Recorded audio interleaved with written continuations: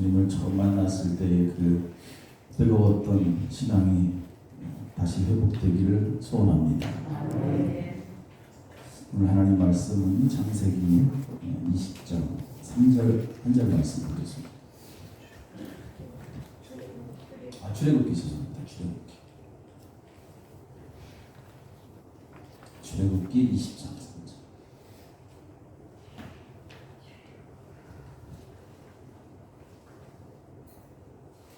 다 같이 읽겠습니다. 시작. 너는 나 외에 다른 신들을 내게 두지 말라. 안 보고 한번 하겠습니다. 시작. 너는 나 외에 다른 신들을 내게 두지 말라. 너는 나 외에 다른 신들을 내게 두지 말라. 지난 시간부터 우리가 지난 시간에 십계명을 통해서 그 십계명 특별히 예배와 연관지어서 이제 이렇게 말씀을 나눴습니다. 제1계명은 예배의 대상, 예배가 누구인가? 예배의 대상이 누구인가? 오직 하나님, 하나님께만 예배하라. 제2계명은 예배 방법, 어떻게 예배를 드려야 될까? 이제 우리가 다음 2계명을 통해서 이제 알 수 있습니다. 함께 나누도록 하고요. 제3계명은 예배자의 태도죠. 여호와에게는 망령 될 것지 말라. 제4계명은 안식일에 관한 규정입니다. 그래서 예배 시간에 관한 그런 말씀. 그래서 전체적인 핵심은 이거예요. 예배, 하나님께 예배하라. 하나님께 올바로 예배드리는 것. 그래서 1계명부터 4계명까지 하나님에 대한 의무 규정이 뭐죠? 하나님을 사랑하라. 그죠? 하나님을 사랑하는 게 뭐예요? 하나님을 사랑하는 것은 하나님께 예배드리는 거죠. 예배는 하나님과의 만남이죠. 여러분 사랑하는 사람들이 과거에 다 있었죠. 지금도 있을 줄로 믿습니다. 자녀들을 사랑하는 거 그죠? 그 사랑하는 자녀들 어때요 여러분? 매일 보고 또 헤어져도 또 보고 싶고 그죠? 계속 사랑하기 때문에 예배라는 것은 우리가 하나님과의 만남입니다. 하나님을 사랑한다면 이 예배 시간이 기다려져야 되고 예배가 기쁨이 돼야 되고 그게 하나님을 사랑하는 거죠. 다른 게 하나님을 사랑하는 게 아니에요. 그래서 하나님을 사랑하는 것은 바로 하나님께 예배드리는 것을 기쁘게 여기며 하나님과의 만남을 즐거워할 수 있는 그것이 바로 이제 1계명부터 4계명까지 우리에게 요구하는 그러한 의무 가운데 하나입니다. 예배, 하나님께 잘 예배하는 것. 오늘 특별히 1계명이 요구하는 또 의무가 있습니다. 1계명을 통해서 우리가 반드시 해야 될 일들이 있는데 지난 시간에 이어서 말씀을 잠깐 나눈다면 하나님을 인정하는 거예요. 너는 나 외에 다른 신들을 내게 두지 말라. 하나님만 참 신임을 믿고 인정하는 것. 그리고 하나님께 늘 영광 돌리는 삶을 살아가는 것. 그래서 하나님을 영화롭게 하는 것. 또 하나님을 섬기되 그냥 대충 섬기는 것이 아니라 열심히 하나님을 섬기는 것. 그래서 내가 살면서 어떠한 상황이 온다 할지라도 아까 찬양한 것처럼 하박국 선지자의 고백처럼 오직 여호와 하나님으로 인해서 기뻐하고 오직 여호와 하나님만 있으면 된다라는 확고한 믿음 속에 즐거워할 수 있는 그렇게 하나님과 늘 동행하는 것이 우리가 이 세상 살면서 하나님의 은혜와 하나님의 축복을 누릴 수 있는 길이다. 제1계명이 우리에게 주는 그러한 말씀입니다.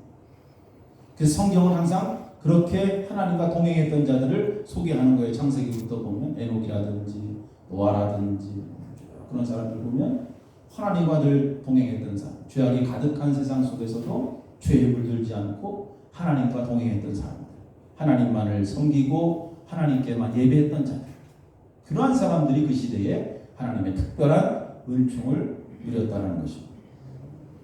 그래서 제1계명, 너는 나 외에 다른 신들 내게 두지 마라. 그래서 오직 하나님만 바라보도록, 하나님만 바라보도록 하시기 위한 계명입니다. 그래서 우리가 제1계명을 잘 지켜나가야 됩니다. 제일 중요한 거예요. 사실 10가지 계명 다 중요하지만 제1계명 잘 지켜나갈 때 하나님께서는 우리로 하여금 영광을 받으시는 줄로 믿습니다. 근데 이 1계명을 지키지 못하면 그것이 하나님 앞에서 큰 죄가 된다라는 것을 기억해야 돼요. 이 계명을 지키지 않는 것. 그래서 그것이 죄로 결국 죄가 심판으로 이어지는 것입니다. 하나님 외에 다른 신을 두었을 때 그것이 죄가 된다. 특별히 우리가 세상에 살면서 사람들이 그러죠. 하나님이 어디 계시냐? 하나님이 없다라고 말하는 사람들이 있습니다. 그것도 죄가 됩니다. 분명히 하나님은 이 세상 가운데 존재하시고 오직 하나님만이 참 신이다라는 것이죠.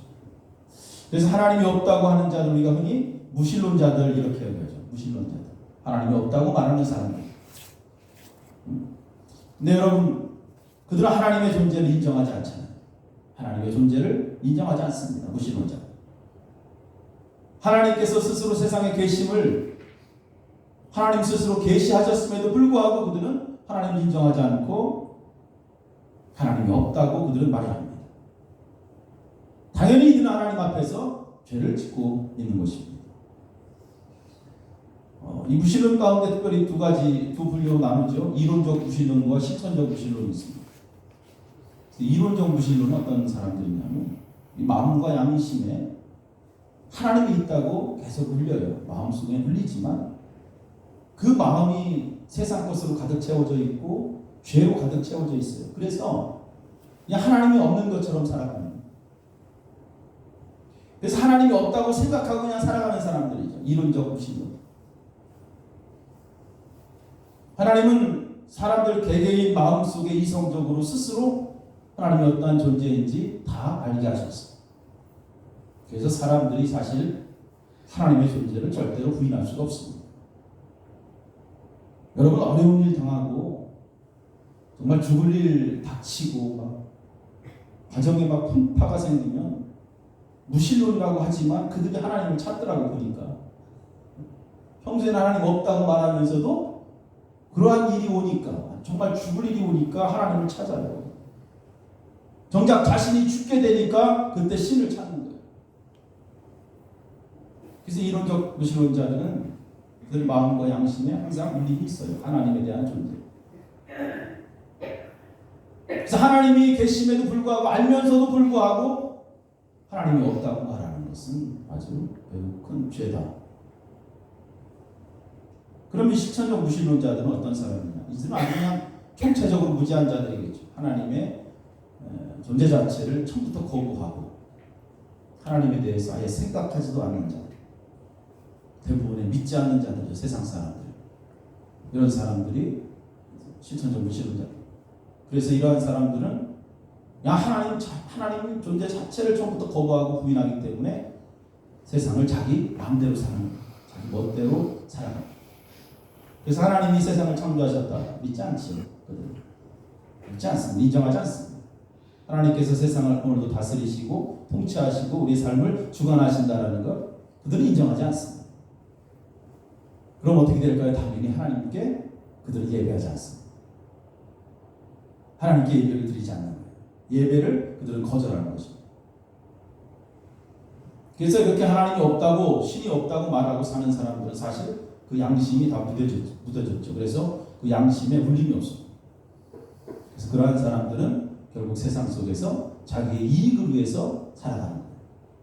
자기 욕심을 채우기 위해서 살아가는 거예요. 온갖 수단과 방법을 가리지 않고 그들은 세상에서 살아가는 거예요.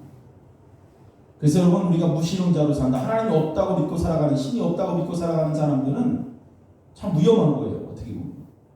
그러한 사람들이 많아지면 여러분 세상 무위험해집니다. 그래서 세상에 무신론자들이 많아지면 거기 온갖 부정부패 가득하게 되어 있습니다. 그리고 혼란에 빠지게 되어 있다. 그래서 세상은 엉망이 되는 것입니다. 왜? 그들은 이미 머릿속에 신이 없다고 믿기 때문에 자기 멋대로 살아갑니다. 그런데 여러분 중요한 것은 이런 무신론자들이 세상에만 있는 것이 아니다.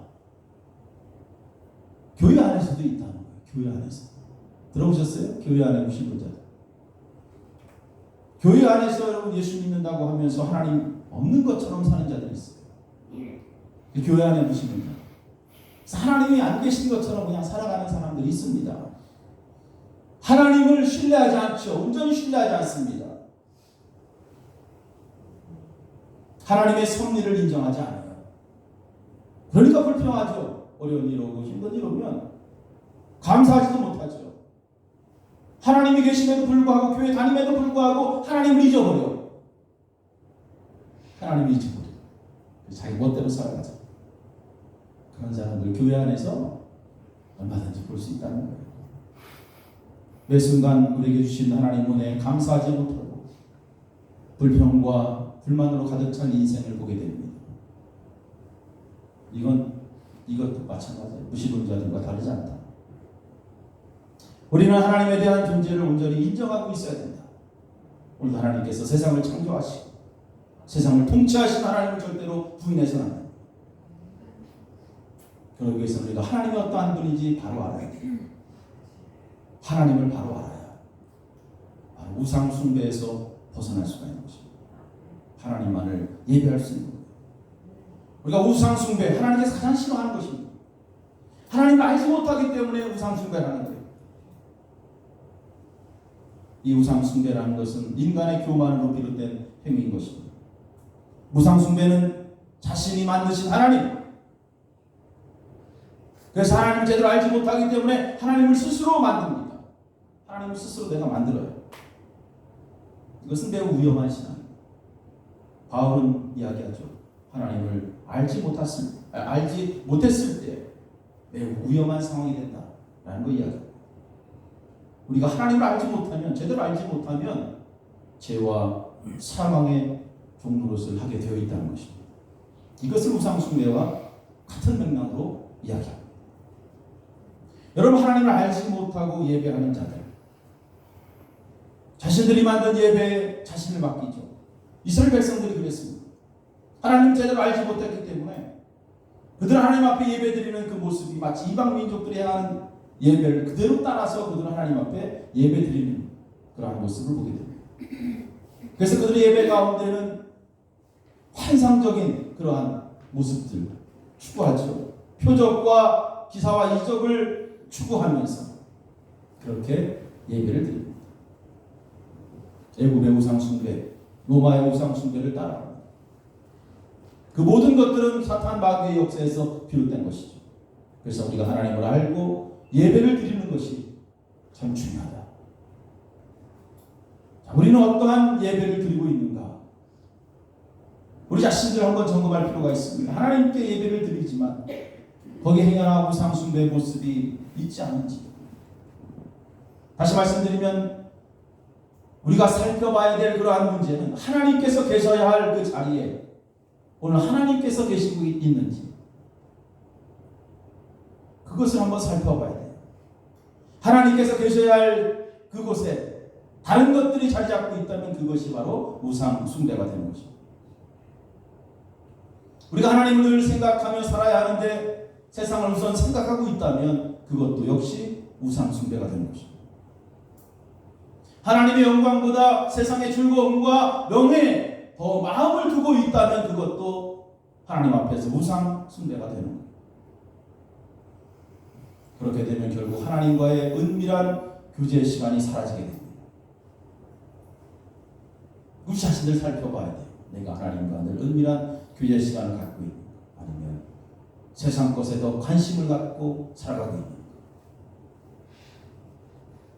우리가 세상 것에 더 관심을 갖고 살아간다면 우리의 영적인 마음은 점점 차가워지고 결국 하나님께 순종하고 굴복하는 마음에서 우리는 멀어지게 되는 것입니다.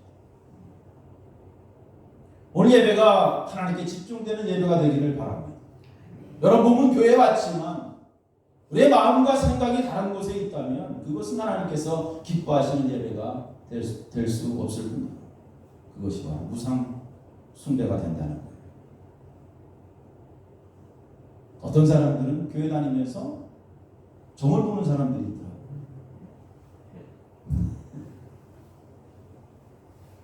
엉뚱한 데 가서 예언을 듣는 거잖아. 이건 참으로 어리석은 거죠.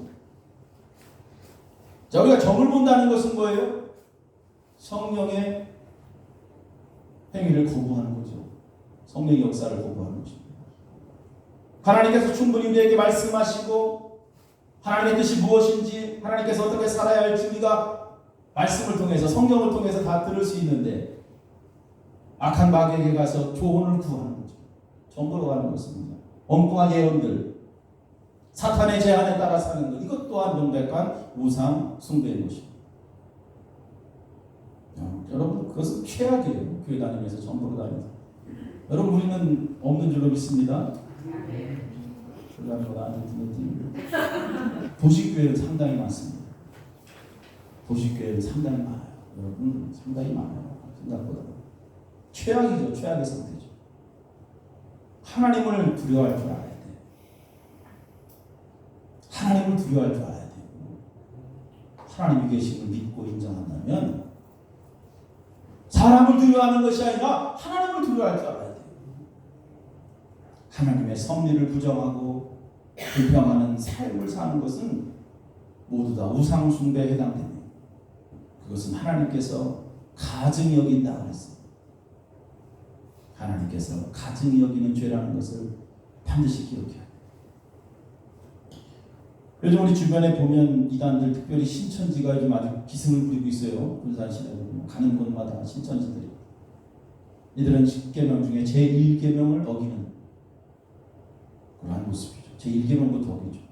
삼위일체 하나님을 거부하고 예수 그리스도가 하나님의 아들임을 거부하고 이들은 하나님의 말씀보다 자신의 이성을 더 중요시 여기고 그래서 하나님의 말씀 성경을 자신의 이성에 맞게 해석하고 또 이성에 맞게 맞아야 된다는 그렇게 스스로 하나님을 만들어 나가죠.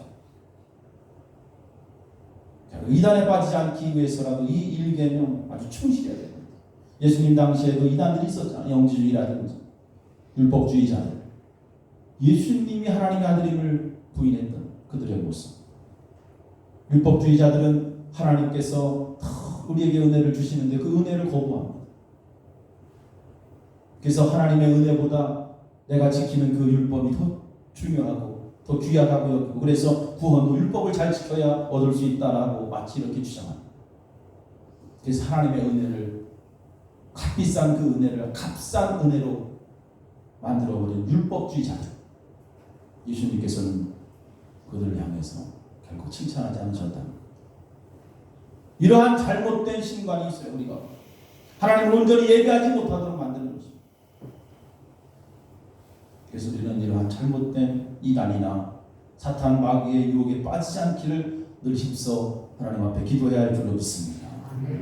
우리는 하나님의 은혜로 오늘 믿음을 갖고 그 믿음으로 하나님의 구원을 얻은 자들입니다. 그러나 하나님의 은혜를 거부하는 자들은 하나님을 인정하려고 하지 않습니다. 그리고 하나님을 자신이 맞는 하나님으로 만들기를 좋아하죠. 그래서 마치 하나님을 자신에게 어떠한 도움을 주는 분, 또 행복을 가져다 주는 분으로 하나님을 그렇게 만들고 마치 부적을 몸에 지니고 다닌다거나 행운과 안전을 가져다 주는 십자가 그것을 목에 걸고 다니는 그러한 모습. 그렇게 만들어버리는 것은 잘못됩니다. 우리가 하나님을 믿고 따른다는 것은 뭐예요? 그런 것들이 아니라 하나님의 통치를 따르는 거예요. 하나님의 통치를 따르는 거예요. 하나님의 통치를 따르지 않고 자기가 하고 싶은 대로 마음껏 살아가는 것은 제1계명을 어기는 거예요. 하나님의 인도하심을 따라 사는 것이 그것이 진짜 믿음의 삶이에요. 하나님께서 우리 율법을 주시고 그 율법을 잘 지키게 하는 거예요. 결국 인간으로 하여금 행복을 찾게 하시기 위한 길. 그런데 많은 사람들은 마치 율법으로 하나님께서 우리를 구속시킨다고 생각해요. 그 율법에서 벗어나고자 애를 쓰죠. 그런 인간의 잘못된 본심들이 자꾸 드러납니다. 하나님의 주권을 인정하지 않고 하나님의 통치를 우리가 오늘도 거부한다면 결국에는 하나님의 영원한 심판을 받는다는 사실을 우리는 반드시 기억하고 하나님의 통치를 온전히 따를 수 있는 그러한 자들이 되기를 간절히 소원합니다.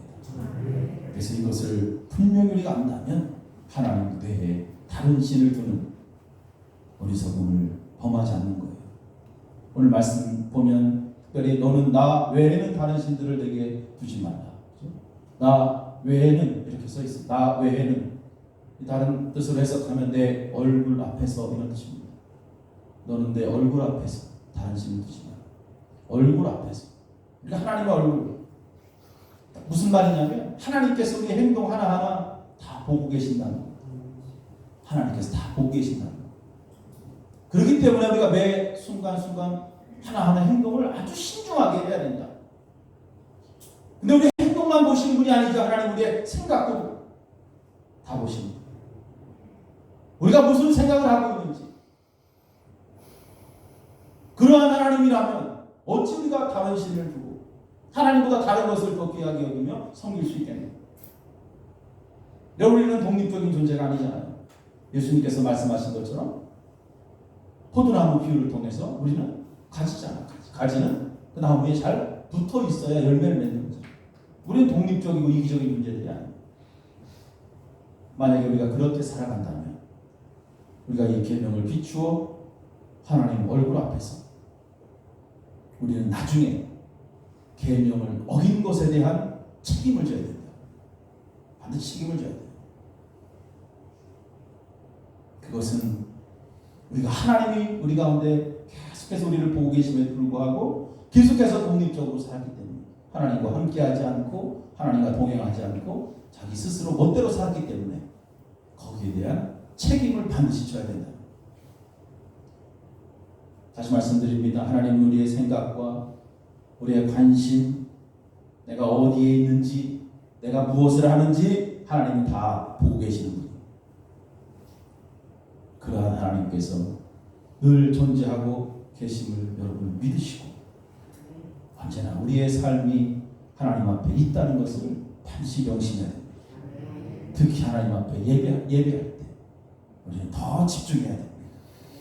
이 예배가 우상 숭배가 되지 않도록 좀 하나님의 이름으로 행해지는 행위 중에 가장 중요한 것이 바로 예배니 그 예배 시간에 하나님을 향한 신실한 믿음과 섬김이 온전해지기를 그렇게 기도하고 집중해야 돼요. 여러분 코람데오라는 말 들어봤어요? 코람데오. 하나님 앞에서 코람데오 라틴어죠. 이것은 뭐예요? 매 순간 하나님 앞에 서 있는 사람처럼 매 순간 하나님 앞에 서 있는 사람처럼 행동하고 하나님의 영광 아래 살아가라 이런 뜻입니다. 그러니까 매 순간마다 하나님 앞에 서 있는 사람처럼 행동하는 이 코람데오. 예배 시간에만 계신 게 아니야. 하나님은 여러분 매 순간 일주일 동안 살 거 아니에요. 매 순간 하나님 앞에 서 있는 사람 내 얼굴 앞에서 너는 나 외에는 다른 신들을 내게 두지 마라. 매 순간 하나님 앞에 서 있는 사람처럼 행동하고 하나님 영광 아래 살아가라. 사람은 속일 수 있어요. 얼마든지 속일 수 있지만 하나님은 절대로 속일 수 없어요. 나 외에 다른 신을 내게 두지 마라. 이 말씀 앞에 겸손히 엎드리시기 바랍니다. 그래서 우리가 오직 하나님만을 예배하고 오직 하나님만을 찬양하고 오직 하나님만을 섬기는 삶이 되시기를 주 이름으로 간절히 축원합니다. 기도하시겠습니다. 존귀하신 하나님 감사합니다. 오늘 십계명 제1계명을 통해서 이제 우리가 하나님 앞에 어떻게 예배드려야 될지 말씀을 통해서 잠시 깨달았습니다. 너는 나 외에 다른 신들을 내게 두지 말라 하시니까 하나님 음성을 듣게 하시고 이제 그 전능하신 하나님만을 바라보고 온전히 하나님께만 예배하며 살아갈 수 있는 우리의 삶이 될 수 있도록 인도하여 주옵소서. 그렇게 살아갈 때 하나님 우리 외면하지 아니하시고 힘들고 어려운 상황 속에서도 반드시 하나님께서 지켜주시고 함께하시고 은혜 내려주시고 결국엔 구원의 축복을 허락하실 줄로 믿습니다. 그 믿음으로 늘 승리하는 우리의 삶이 되도록 인도하여 주옵소서. 감사드리며 예수님의 이름으로 기도합니다. 아멘.